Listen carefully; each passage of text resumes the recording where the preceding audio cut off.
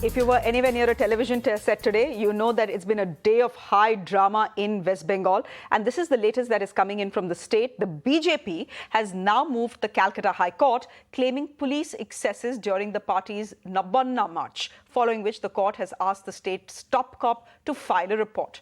The Bengal BJP leader, Shubhendu Adhikari, also Lokit Chatterjee, they have been released after being detained during the protests. Now, earlier, the BJP's mega Nabanna Chalo rally to protest against the alleged corrupt practices of the Mamata Banerjee-led government in Bengal resulted in complete mayhem in the state. Clashes broke out between the cops and the BJP workers, where the former resorted to lathi charge, used tear gas and water cannons on the leaders, also on the crowds. Some of the BJP leaders were grievously injured. Former Kolkata Deputy Mayor and BJP leader Meena Purohit suffered head injury in the clash, while former Rajya Sabha MP Swapan Das Gupta also suffered injuries, with the party putting out pictures of the visibly distressed 66-year-old leader sitting on the roadside benches after being allegedly attacked. There's the picture of Mr. Swapan Das Gupta, completely harassed by what has happened today on the streets of Kolkata. We are getting in political reactions as well, people who are part of the Nabanna rally speaking to us. Let's listen in.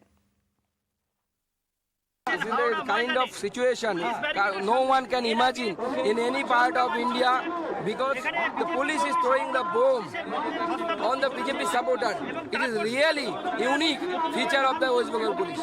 Police tried to stop us, that's why our mob got violent. Otherwise, it was a peaceful demonstration. They were using water cannon, they were using those tear gas, and these TMC people over there, wearing the uniform of police, these are TMC cadres. They were throwing stones from the ceiling, from the terrace. There were stones also hurled from this side towards the police. No, why were they throwing gas? Why were they throwing the gas shells? Why were they throwing bombs? Because very purposefully, Madam Banerjee and her police is trying to put the blame on us and our workers. Mamata Banerjee has to answer. Why did she cheat the people of Bengal? And this protest is the only way out, only language? It is the only way out, yes. To protest against the widespread corruption which is there, which has now vitiated the state. And it's part of the, it's not only corruption in private hands, it is an officially sanctioned TMC corruption. So it is against this to mobilize public opinion that we have called this demonstration. They want to show they will not permit any democratic dissent in this state. And this is part of that endeavor of theirs.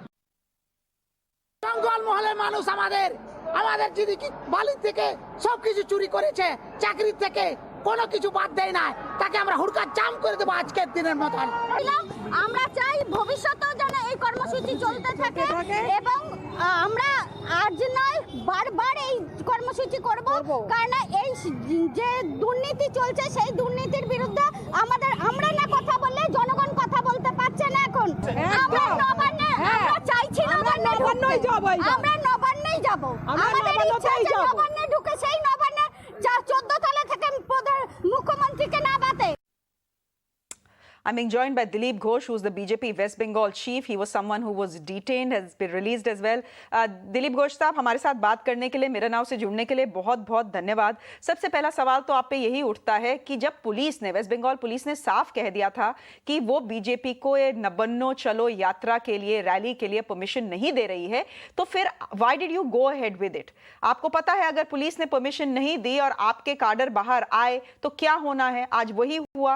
Many people would say you were looking for trouble. Police की permission की तरफ देखेंगे तो हम कभी भी यहाँ कोई प्रोग्राम नहीं कर पाएंगे, क्योंकि बंगाल में विपक्षियों को कोई सम्मान नहीं, अधिकार नहीं है, लोकतांत्रिक व्यवस्था ही नहीं है, लोकतंत्र खत्म हो गया है। यहाँ चुनाव रैली भी हमको परमिशन नहीं मिलती है। माननीय योगी आदित्यनाथ जी की जो सभा हुई थी लोकसभा के समय, उसके भी परमिशन नहीं थी, और सभा की परमिशन हो गई तो हेलीकॉप्टर उतारने का परमिशन नहीं है। अमित भाई का भी परमिशन उसमें मानाकानी होती है। तो ये बार बार होता है, छोटी मोटी सरकारी हॉल भी हमको नहीं दिया जाता है, तो इसलिए हम सूचना देके आंदोलन में जाते हैं। लोकतांत्रिक व्यवस्था में विपक्ष सरकार के खिलाफ आंदोलन करेगा, लोकतांत्रिक सिस्टम व्यवस्था में करेगा, और हम शांतिपूर्वक आंदोलन करने व्यक्ति हैं, तो उसमें भी इस प्रकार हिंसाश्रय आक्रमण होगा, वाटर कैनन और टीयर गैस, लाठी जो भी हो, और जहां बैरिकेड वहां भी पहुंचने तक उनके पास इंतजार नहीं, इतना डरते हैं। जहां प्रोहिबिटेड इलाका बिल्कुल आप रोकेंगे, जाने नहीं देंगे, हम भी जानते हैं, लेकिन वहां से मीलों दूर आप कैसे रोक सकते हैं? और इस प्रकार जाजिदी कैसे, जबरदस्ती कैसे कर सकते हैं? कौन सा लोकतंत्र में ऐसा होता है? देश में कहीं किसी प्रदेश में होता है क्या? बंगाल में क्यों होता है? क्योंकि सरकार भ्रष्टाचार में डूबी हुई है, उनके नेता मंत्री रोज पकड़े जा रहे हैं, करोड़ों की नोट कमा के गैरकानूनी ढंग से रखे हुए हैं, तो बैकफुट में है, इसलिए जबरदस्ती ताकत से हमको रोकने का प्रयास कर रहे हैं। दिलीप घोष जी, वो मैं आपकी बात समझती हूँ that everyone has a democratic right to protest in this country and the BJP, just like the TMC, has that right, and every political party and every citizen has that right. But this protest was supposed to be peaceful. आपने भी बात बोली कि हम तो चाह रहे थे कि peaceful protest हो, मगर आज जिस तरह से चीजें हुई हैं, peaceful तो बिल्कुल नहीं थी. In fact, we saw BJP workers only burn police vehicles. नहीं, कहाँ हमने ट्रैफिक रोका है? सरकार ने वहां जाके लोहे का बैरिकेड लगा के उसको वेल्डिंग करके परमानेंट बैरिकेड बनाया है और सुबह से सारा बंद कर दिया है। तो सरकार की पॉलिसी होगी इस प्रकार, एक गणतांत्रिक आंदोलन को रोकने के लिए सारी जाम कर देगा। हालांकि यहाँ नहीं है, कल से जब ट्रेन खुल रही थी 600-700 किलोमीटर दूर से, कल शाम को जब ट्रेन से चढ़ने वाले थे 3-4 बजे लोग, कुछ बिहार से, अलीपुरद्वार से, बांकुड़ा, पुरुलिया से, तब से पुलिस की अत्याचार शुरू हो गया। स्टेशन में घुस कर लाठी चलाया, लोगों को रोका, और हमको ऐसे जबरदस्ती नहीं जा रहे थे। ट्रेन को हम बुक किया था पैसा देके। 2 सप्ताह पहले यहाँ रैली था, तो लोगों को ट्रेन से उतार दिया लोगों ने, पैसेंजर को, डेली पैसेंजर को, और जबरदस्ती ट्रेन लाए हैं किराया, और हम तो बुक करके आए, तो उसी में भी हमारे बुकिंग हुआ, ट्रेन में भी घुसने नहीं दिए। जाके आरपीएफ उनको, पुलिस को बोल रहे थे कि आप कैसे आके अंदर आके जबरदस्ती कर सकते हैं, हमारे कस्टमर को भगा सकते हैं। तो ये डरे हुए हैं, इसलिए जबरदस्ती कर रहे हैं। हम तो रैली लेके रोज निकलता है कलकत्ता में रैली। ममता बनर्जी जिंदगी भर ऐसी आंदोलन ही की है, कभी कानून व्यवस्था नहीं मानी है। आज जबरदस्ती क्यों कर रही है? क्यों लोकतांत्रिक व्यवस्था को आप तोड़ रही है? क्योंकि आप डरती हैं, आप भ्रष्टाचार में लिप्त हैं।